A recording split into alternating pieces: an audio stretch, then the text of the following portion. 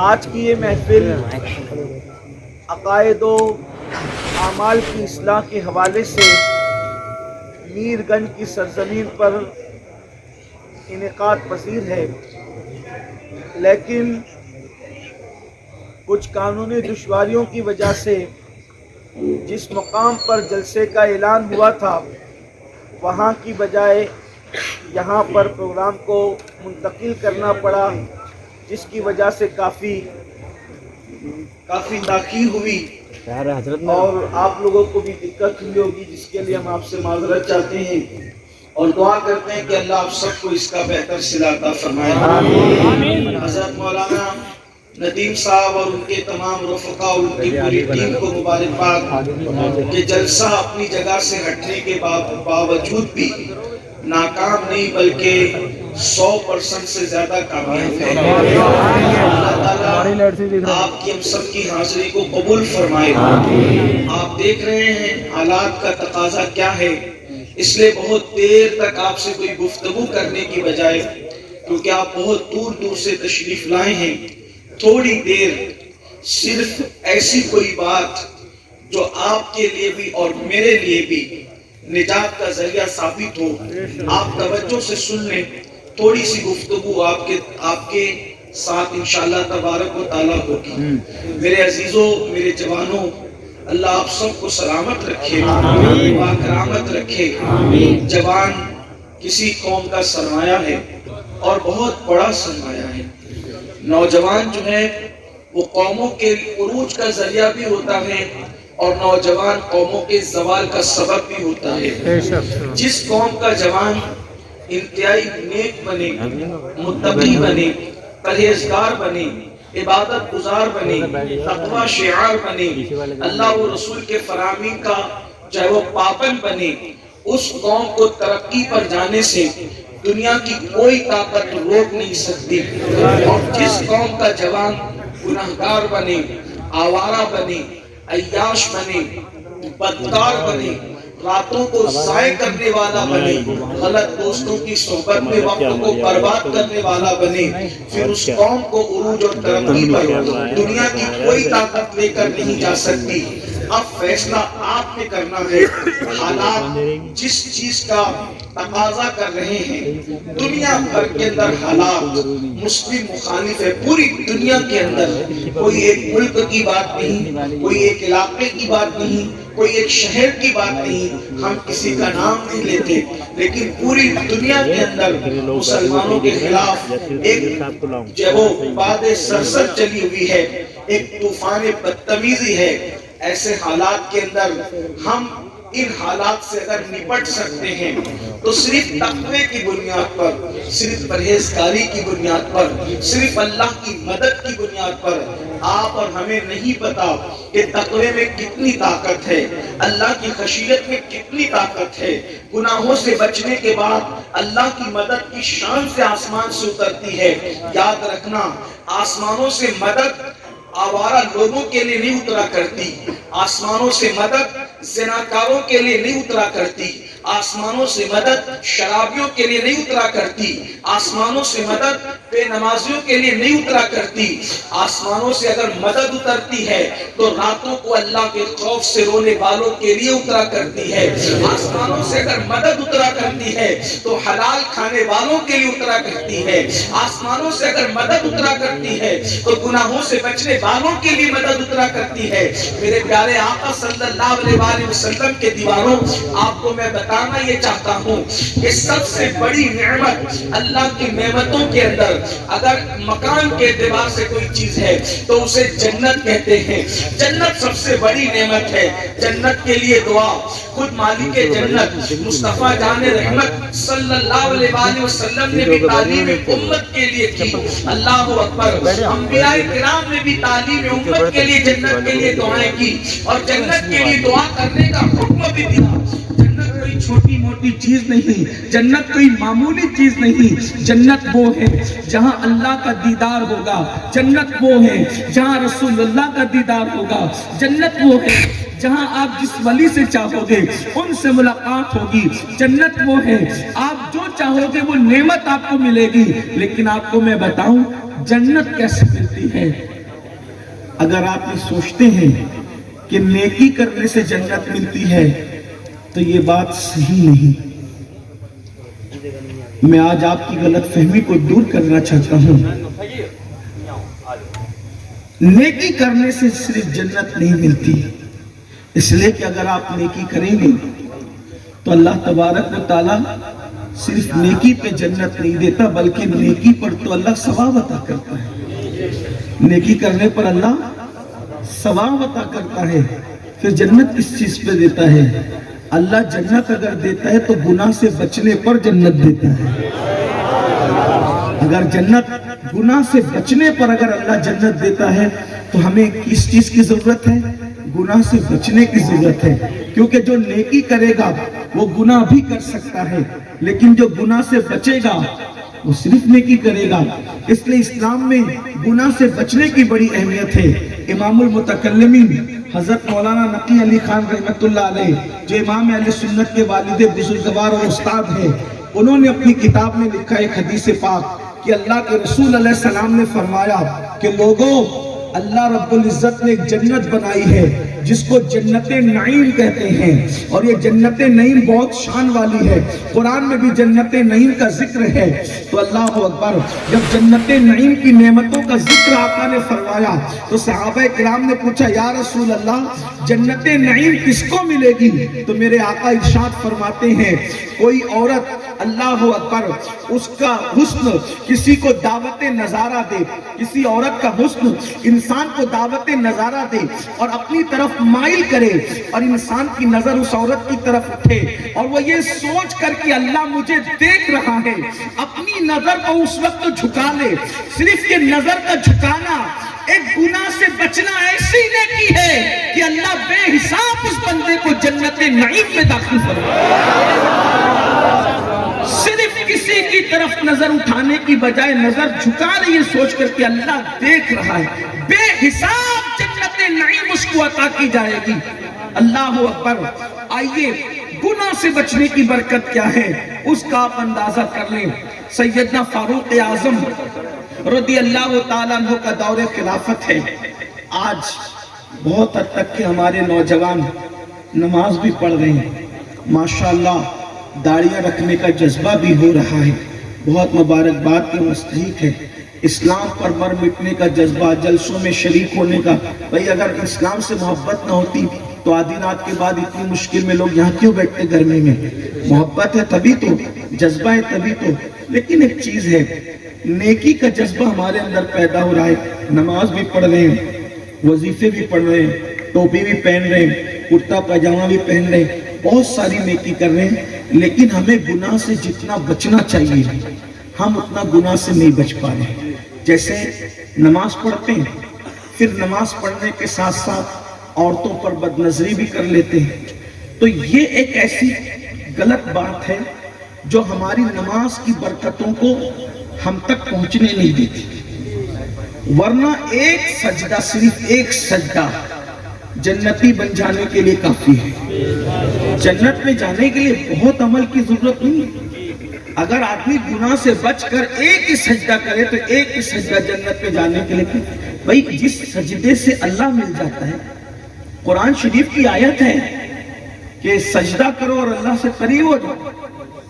قرآن مقدس میں اللہ نے فرمایا میں وہ آیت اس لیے نہیں پڑھ رہا ہوں اس لیے کہ وہ آیت سجدہ ہے، میں نے اس کا مفہوم آپ کے سامنے پیش کیا، اس کا ترجمہ بھی میں نے آپ کے سامنے مکمل نہیں پڑھا، تو آپ اندازہ کریں کہ سجدے سے اللہ کا قرب ملتا ہے۔ یہ قرآن کی آیت کہہ رہی ہے اور حدیث مبارکہ کہہ رہی ہے کہ جب تم سجدہ کرتے ہو، تم چاہے کتنے بھی گنہگار ہو، تم چاہے کتنے بھی سیاہکار ہو، تم عالم ہو یا جاہل ہو، تم پڑھے لکھے ہو یا ان پڑھ ہو، اگر تم سجدے میں سر رکھ دیتے ہو خلوص کے ساتھ تو اللہ کے رسول علیہ السلام فرماتے ہیں ادھر تو نے سجدے میں سر رکھا اور ادھر اللہ کے اور تیرے درمیان سے جتنے پردے تھے وہ سارے پردے اٹھا دیے جاتے ہیں، اور بندہ سب سے زیادہ اگر اللہ کے قریب ہوتا ہے تو وہ سجدے میں قریب ہوتا ہے۔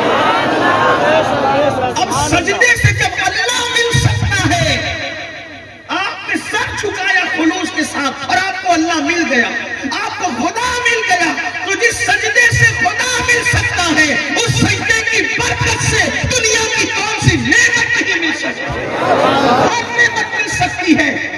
صرف سجدہ خلوص دل.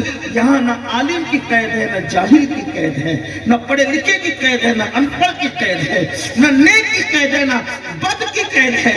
کچھ نہیں، بس انسان کو خلوص ہو، کتنا بھی گنہگار ہو، اخلاص سے جھکے خدا کی بارگاہ کے اندر. لیکن آج لوگ خلوص بھی نہ رہا، یقین بھی نہ رہا، اور برکتیں جو سجدے کی ملنی چاہیے تھی وہ اس لیے نہیں مل رہی ہے کہ ہم سجدہ تو کر رہے ہیں مگر گناہ سے نہیں بچتے. ادھر سجدہ کر کے نکلے، ادھر کسی عورت پر غلط نظر ڈال دی. سجدہ بھی کر رہے ہیں، تاش کے پتے بھی کھیل رہے ہیں. سجدہ بھی کر رہے ہیں، شراب بھی پی رہے ہیں. سجدہ بھی کر رہے ہیں، سود بھی کھا رہے ہیں، حرام کاروبار بھی کر رہے ہیں. یعنی گناہ سے نہ بچنے کی وجہ سے سجدے کی برکت کما کہوں مل نہیں پا رہی ہے. ورنہ سجدے کی برکت اتنی ہے، بڑی ذمہ داری سے عرض کروں، جس کو سجدے کی برکت مل جائے پھر اس کو مزید کسی اور چیز کی حاجت نہیں رہتی. سجدہ وہ ہے. اللہ نے 700 مرتبہ پورے قرآن میں جس نماز کا حکم دیا، اتنی مرتبہ اللہ نے کسی عبادت کی تاکید نہیں کی جتنی نماز کی تاکید. آخر کیا ہے اس نماز میں کہ اللہ 700 مرتبہ پورے قرآن میں فرما رہے ہیں؟ اللہ نے کتنا بڑے سے بڑا عمل ہے. 7 بار بھی کسی کا حکم نہیں دیا، 1 بار دیا بس ختم. 2 بار کسی کا دیا، کسی کا 3 بار دیا، کسی کا 4 بار دیا. اتنی کثرت سے نہیں دیا کسی کا. لیکن نماز 700 مقام پر اللہ نے نماز پڑھنے کا حکم دیا. آپ اندازہ کیجئے. میں اس سے پہلے کہ اپنی گفتگو آگے بڑھاؤں آپ کو ایک بات بتاؤں. نماز کی بات آ گئی تو میں عرض کر دوں کہ بہت سے لوگ نماز بھی نہیں پڑھتے. جو پڑھتے ہیں ان کو برکت نہیں مل رہی ہے کہ وہ گناہ کرتے ہیں ساتھ ساتھ. اور 95% لوگ پڑھتے نہیں اور وہ بہت آسانی سے کہتے ہیں حضرت ہمیں ٹائم نہیں ملتا. یہ بات یاد رکھنا. آپ یہ مکاری کر کے مولوی کو سمجھا سکتے ہو، مولا کے یہاں آپ کا یہ بہانہ نہیں چلے گا. مولوی تو بیچارہ بولا بھانا ہے، وہ تو آپ اس کو جو کہہ دو گے وہ یقین کر لے گا. کہیں نہ کہیں وہ مجبور بھی ہے اور اس کا کوئی زور آپ پر نہیں ہے. لیکن مولا کے یہاں کوئی مکر نہیں چلے گا، کوئی فریب کی بہانہ نہیں چلے گا. میرے بھائی اپنے آپ میں ڈوب کر اتنا سوچو. ہم کہتے ہیں ہمیں ٹائم نہیں ملتا. سوچو اگر دوست ہمیں بلائے تو ہم ٹائم نکالتے ہیں کہ نہیں نکالتے؟ اسکول جانے کے لیے ٹائم نکالتے کہ نہیں نکالتے؟ نوکریوں پہ جانے کے لیے ٹائم نکالتے کہ نہیں نکالتے؟ بولو سب کے لیے ٹائم ہے. نوکری کے لیے ٹائم ہے، بیوی کے لیے ٹائم ہے، بچوں کے لیے ٹائم ہے، دوستوں کے لیے ٹائم ہے، احباب کے لیے ٹائم ہے. اور کس کے لیے ٹائم نہیں پتہ ہے؟ جس نے پوری زندگی ہمیں مفت میں دے دی، جس نے ٹائم پیدا کیا، جس نے ٹائم ہمیں دیا، پیدا کر کے ٹائم دے دیا کہ لے ٹائم استعمال کر. اسی خالق کے وقت کو ہم ٹائم نہیں دیتے، اسی رب اکبر کو ہم ٹائم نہیں دیتے. کتنی حیرت کی بات ہے. ہم سے بڑا مجرم کون ہوگا؟ اور یاد رکھنا اس دنیا میں آپ جو چاہے کر لیں، کوئی پکڑ آپ کی ہو یا نہ ہو، کوئی پریشانی ہو یا نہ ہو، لیکن اس دنیا کے بعد ایک اور دنیا ہے جسے آخرت کہتے ہیں، اور وہ کبھی ختم نہیں ہوگی. قرآن میں اللہ فرماتا ہے وَالْآخِرَةُ خَيْرٌ وَأَبْقَىٰ، یہ آخرت بہتر ہے اور وہ باقی رہنے والی ہے. إِنَّ هَذَا لَفِي الصُّحُفِ الْأُولَىٰ، صحف ابراہیم و موسیٰ. یہ بات اتنی اوتھینٹک، اتنی مضبوط ہے، اتنی ٹھوک بجائی بھی ہے کہ یہ بات صرف قرآن نہیں کہہ رہا ہے. قرآن سے پہلے کتابوں میں بھی اس کا ذکر موجود تھا. حضرت ابراہیم کے صحیفے میں بھی اس کا ذکر موجود تھا، حضرت موسیٰ کے صحیفے میں بھی اس کا ذکر موجود تھا. یعنی ہر کتاب میں اس کا تذکرہ موجود ہے کہ آخرت کبھی ختم نہیں ہونے والی، آخرت کبھی ختم نہیں ہوگی، وہ باقی رہنے والی ہے. تو دنیا اور آخرت کے بیچ میں ایک دن آئے گا جسے میدان محشر کہتے ہیں.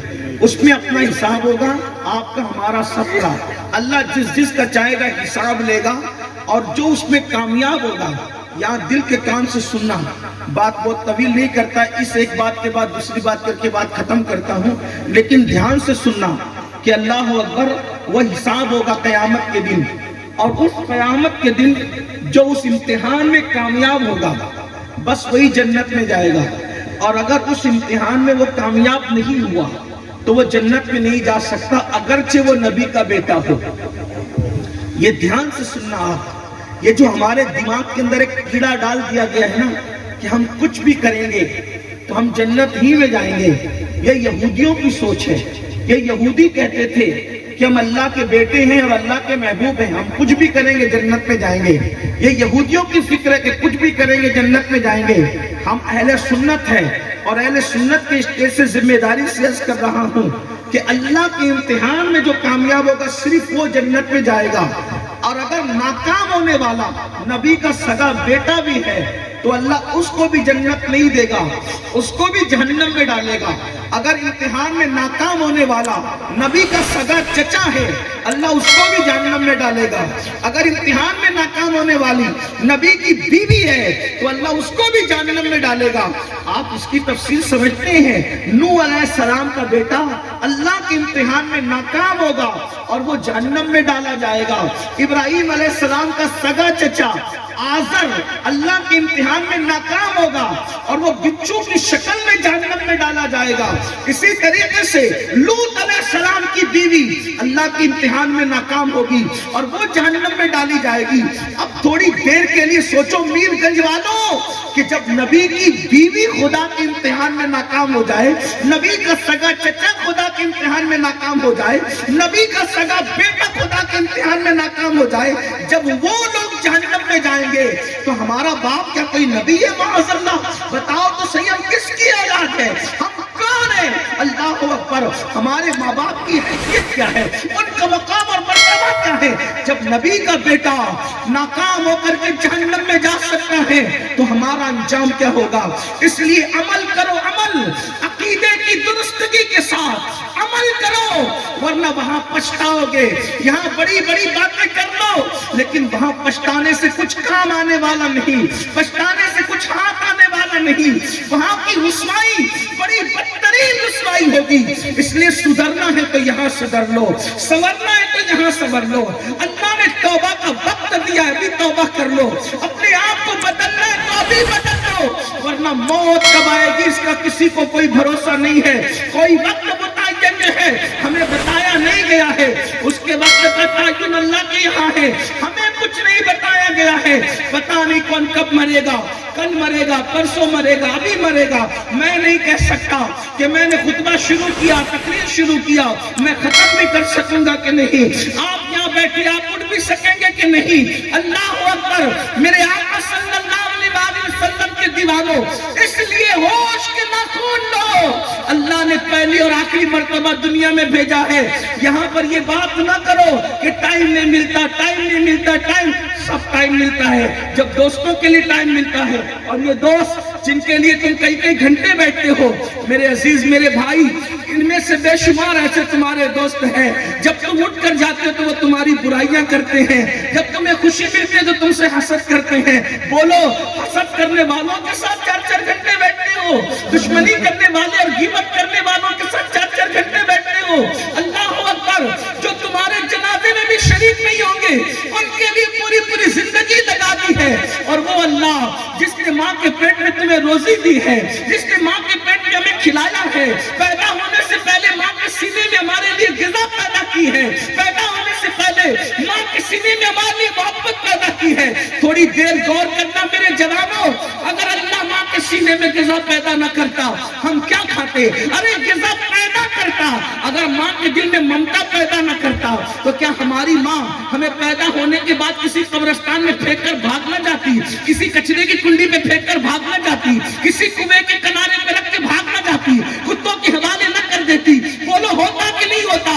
اگر ماں کے سینے میں جس نے محبت پیدا کی ہے وہ خالق کائنات قادر و مقتدر ہے, تم سب کو ٹائم دے رہے ہو, اس رب کو ٹائم نہیں دے رہے ہو. اور اس سے زیادہ ہم سے کوئی محبت نہیں کرتا, اس سے زیادہ ہم سے کوئی پیار نہیں کرتا. ایسے پیار کرنے والے کے ساتھ بے وفائی, ایسے پیار کرنے والے کے ساتھ بے وفائی, جفاکاری. اللہ اکبر. سوچو, آج کہتے ہو کہ ہم تباہ ہو رہے ہیں, ایسے پیار کرنے والے خدا کے ساتھ بے وفائی کرو گے تو تباہ نہیں ہوگے تو کیا ہوگا؟ برباد نہیں ہوگے تو کیا ہوگا؟ ارے کوئی با وفا دوست سے بے وفائی کرے تو وہ تباہ ہوتا ہے, اپنے جیسے با وفا دوست سے کوئی بے وفائی کرے تو وہ برباد ہوتا ہے. جو خدا سے بے وفائی کرے, سوچو, غور کرو, کہاں ہو؟ ہوش کے ناخن لو، صرف انڈا مچھلی گوشت والے مسلمان مت بنو، صرف جمعہ کی 2 رکعت والے مسلمان مت بنو، محمد الرسول اللہ جیسا مسلمان بنانا چاہتے تھے ایسے مسلمان بنو۔ تو بات دور نکلی، میں عرض کر رہا تھا لوگ نماز نہیں پڑھتے، انجام کیا ان کا سن لو، پھر بات آگے بڑھتی ہے۔ وہ جو میں ختم کرنے کے لیے آخری بات کرنے چلا تھا فاروق اعظم کے دور کی، لیکن اس سے پہلے یہ بات سن لو، رسول اللہ کا دور ہے، حضور کے دور سے بہتر دور کسی کا نہیں ہے، رسول پاک کا دور ہے خیر القرون، سب سے بہترین زمانہ۔ اگر میری بہنیں موجود ہیں میں ان کی بھی توجہ چاہتا ہوں۔ اللہ اکبر، ایک آدمی کا انتقال ہوا، میرے آقا کے دور میں ایک شخص کا انتقال ہوا، وہ آدمی دیہات میں رہتا تھا، دیہاتی تھا، اور اللہ کے رسول مسجد نبوی شریف میں اپنے اصحاب کے ساتھ بیٹھے ہوئے تھے، میری سرکار اپنے صحابہ کے ساتھ تھے، ایک دیہاتی نوجوان روتے ہوئے آیا، آقا نے اس پہ توجہ کی تو وہ دیہاتی جوان سے سرکار نے پوچھا، کیونکہ میرے آقا کی عادت تھی، حضور کسی کی آنکھ میں آنسو نہیں دیکھ سکتے تھے، حضور تڑپ جاتے تھے، کسی کی آنکھ کا آنسو دیکھ کر اللہ کے رسول تڑپ جاتے تھے۔ آقا کریم صلی اللہ علیہ وآلہ وسلم کو بہت بے چینی،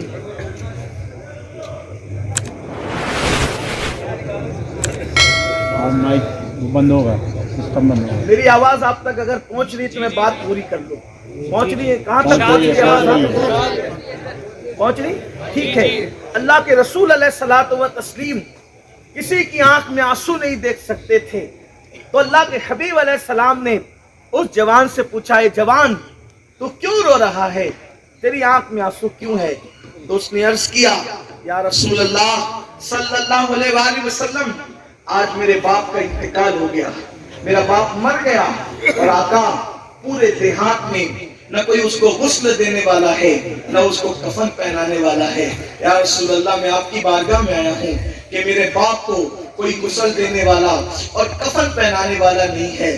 اللہ کے حبیب علیہ السلام نے اس پر کرم کیا، اس جوان کی مصیبت پر کرم فرمایا، اور اپنے دونوں اصحاب بالخصوص افضل البشر بعد الانبیاء بالتحقیق سیدنا ابو بکر صدیق اور سیدنا عمر ابن خطاب رضی اللہ تعالی عنہما، دونوں کو بھیجا کہ جاؤ اور تم دونوں جا کر کے اس کے باپ کو غسل دینا اور کفن پہنانا۔ کہ دونوں وہاں پہنچے، جیسے ہی غسل دینے کے لیے چادر ہٹائی تو کیا دیکھا، اس کے باپ کا منہ کالے سور کی طرح تھا۔ یہ کس دور کی بات ہو رہی ہے؟ رسول اللہ کے دور کی خیر القرون کی بات ہو رہی ہے، اور میں اس کا کوئی ذمہ دار نہیں ہوں۔ یہ بات میں جہاں سے بیان کروں، آپ کتاب جا کر کے پڑھ لینا، درۃ الناصحین کے مصنف نے یہ بات لکھی ہے، اور یہ صدیوں پرانی کتاب ہے۔ اللہ اکبر، کیا ہوا؟ اس کا منہ کالے خنزیر کی طرح، کالے سور کی طرح۔ بھئی سور تو ایسے بھی نام لینے میں بھی لوگوں کو اچھا نہیں لگتا، کان پہ بال لگتا ہے، ایک فطرت میں ہمارے اس سے نفرت ہے۔ سور اگر سفید ہو تو بھی اتنا گندا لگتا ہے، اور اگر سور کالا ہو تو اتنا بھیانک لگتا ہے۔ اللہ اکبر، تو کالے سور کی طرح اس کا منہ ہو گیا۔ دونوں صحابہ پریشان ہو گئے، بے چین ہو گئے، اللہ کے رسول کی بارگاہ میں پیغام بھیجا، یا رسول اللہ اس کے باپ کا منہ تو بالکل کالے سور کی طرح، اس کو ہم کیسے غسل دیں؟ اللہ کے رسول اس دیہات میں خود تشریف لائے اور اپنے ہاتھوں کو اٹھایا، اور ہاتھوں کو اٹھا کر اس کی مولا اس کا منہ سیدھا کر دے، اس کا منہ صحیح اور درست کر دے، ادھر دعا کرنا تھی۔ میرے آقا کی دعا سے اس کا منہ صحیح ہو گیا، پھر اس کو غسل دیا گیا، غسل دے کر کفن پہنایا گیا، کفن پہنانے کے بعد اس کی نماز جنازہ ادا کی گئی، اور جب نماز جنازہ پڑھ لی گئی تب صحابہ نے سوچا اب اس کا منہ کیسا ہے، غسل بھی ہو گیا، کفن بھی ہو گیا، نماز جنازہ بھی ہو گئی۔ پھر نماز جنازہ کے بعد اس کا منہ جب دیکھا گیا تب بھی اس کا منہ کالے سور کی طرح اور کالے خنزیر کی طرح تھا۔ صحابہ کرام نے عرض کیا کہ یا رسول اللہ صلی اللہ علیہ وآلہ وسلم، ہمارے ماں باپ آپ پہ قربان، اس کا منہ بار بار کالے سور کی طرح کیسے ہو جاتا ہے، اس کی وجہ کیا ہے؟ تو غیب کا نبی صلی اللہ علیہ وآلہ وسلم نے سب کے سامنے اس کے بیٹے سے پوچھا، اے نوجوان سچ بتانا، تیرا باپ کون سا گناہ کرتا تھا؟ تو اس جوان نے کہا یا رسول اللہ میرا باپ نماز نہیں پڑھتا تھا وقت پر، یہ نماز کے وقت میں سو جایا کرتا تھا، اس لیے اس کا یہ حال ہے۔ تب میرے آقا نے فرمایا جو بھی نماز میں غفلت اور سستی تشریح کرے گا جب وہ قیامت کے دن اٹھے گا تو وہ کالے سور کی شکل میں اٹھے گا, کالے خنزیر کی شکل میں اٹھے گا. اے میری قوم کے جوانوں, اب میں تم سے پوچھنا چاہتا ہوں, اگر تمہارے چہرے پر ایک چھوٹی سی پھنسی نکل آئے تو تم اپنے دوست کی شادی میں جانا ترک کر دیتے ہو. چہرے کی پھنسی لے کر میں کیسے جاؤں گا؟ اگر آشوب چشم ہو جائے, آپ کی آنکھ آ جائے اور آنکھیں لال لال اور اس پہ پانی بہنے لگے تو آپ کسی فنکشن میں نہیں جاتے. کالج جانے والے کالج چھوڑ دیتے ہیں, فنکشن میں جانے والے فنکشن چھوڑ دیتے ہیں. مجھے بتاؤ نا میرے بھائیوں, اگر چہرے کی پھنسی آ جائے تو تم لوگوں سے ملنا جلنا چھوڑ دیتے ہو. آنکھیں لال ہو جائے, اس میں سے پانی بہنے لگے تو تم لوگوں کے پاس جانے میں شرماتے ہو. اللہ اکبر, قیامت کے دن کسی کی شادی کا فنکشن نہیں ہوگا. وہاں 2-4-5 ہزار لوگ نہیں ہوں گے, 10-20 لاکھ لوگ نہیں ہوں گے, 2-4 کروڑ لوگ نہیں ہوں گے, بلکہ آدم علیہ السلام سے لے کر آخری پیدا ہونے والے انسان تک ہر نبی, ہر رسول, ہر صحابی, ہر ولی, ہر کتب, ہر ابدال, ہر کلندر, ہر مومن, ہر کافر, ہر گنہگار, ہر نیک, یعنی سب انسان موجود ہوں گے اور ان کے درمیان ہمیں اپنی خبر سننا ہوگا. نماز کو چھوڑنے والوں, کیا تمہیں ڈر نہیں لگتا اللہ کے رسول کے فرمان سے؟ اگر کالے سور کا منہ لے کر کے اٹھو گے تو اللہ کو کیا منہ دکھاؤ گے, رسول اللہ کو کیا منہ دکھاؤ گے؟ صرف 10 منٹ کا ٹائم لگتا ہے ایک وقت کی نماز کے لیے, مسجد کیوں ویران کرتے ہو؟ سوچو 10 منٹ کی حیثیت کیا ہے.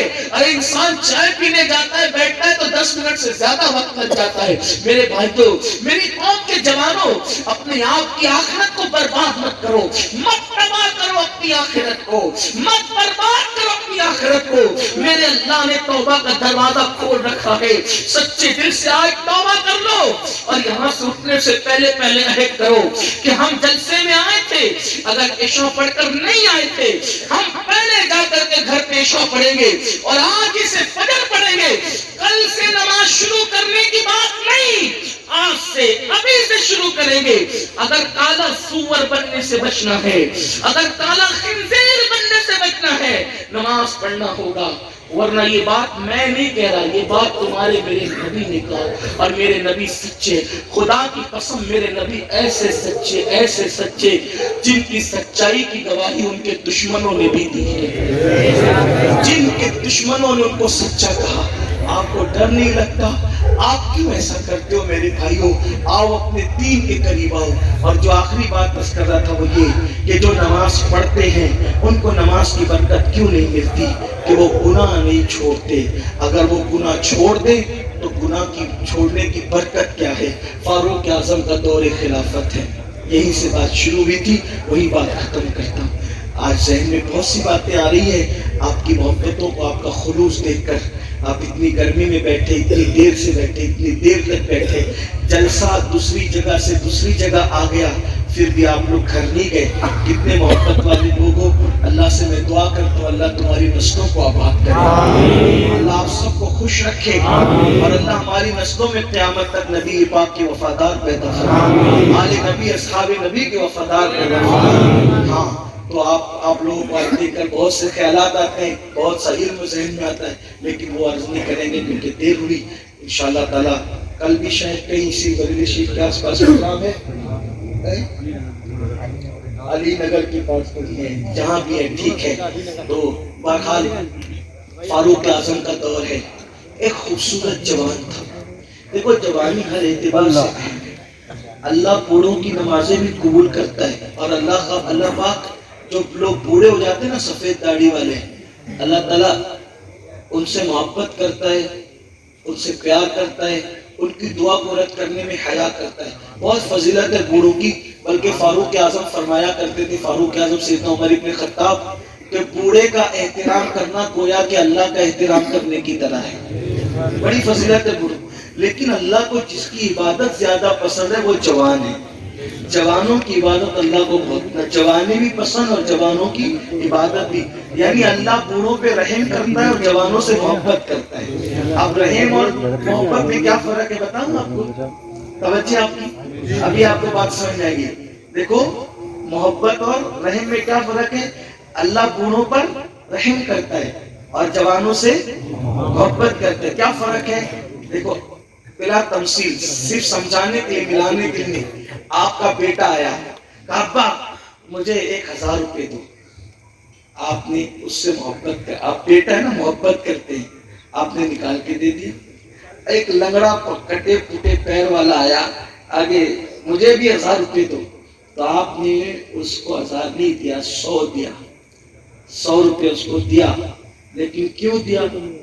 न वो आपका बेटा है, न भाई है, न भतीजा है, वो मजबूर है, कटे हुए पैर हैं, टूटा हुआ हाथ है, तो वो काबिल रहम है, उस पर रहम आ गया, रहम आ गया। तो उसको बात समझ आती है भाई, फकीर पर तो रहम ही आता है, मजबूर पर तो रहम ही आता है, और जो खुद का बेटा उस पर, उससे प्यार है। तो जो जिससे प्यार होता है आदमी, उसको कोई चीज खुशी खुशी देता है, ठीक, और जिस पर रहम आता है तो उसको उसकी मजबूरी की वजह से देता है। ये तो आप समझते हैं दोनों में, रहम और खुशी में, रहम और महबूब में क्या फर्क होता है। बिना तमसील, अब इसको यही रखिए, अल्लाह बूढ़ों पर रहम करता है और नौजवानों से मोहब्बत करता है। तो जब तक जवान हो इस मोहब्बत का फायदा उठाओ और अपने लिए जितनी आखिरत की बेहतरी जमा कर सकते हो कर लो, वरना बहुत जल्दी आपको भी बुढ़ापा आएगा, हमें भी आएगा। बचपना जाता है, जवानी आती है, जवानी जाती है, बुढ़ापा आता है। जब बुढ़ापा आता है तो फिर कभी नहीं जाता, बुढ़ापे के बाद फिर कुछ नहीं आता सिवाय मौत की। तो इसलिए इससे पहले कि बुढ़ापा आए आप तैयारी करो। जवानी की इबादत अल्लाह को पसंद। कुछ जवान सोचते हैं मौलाना नहीं,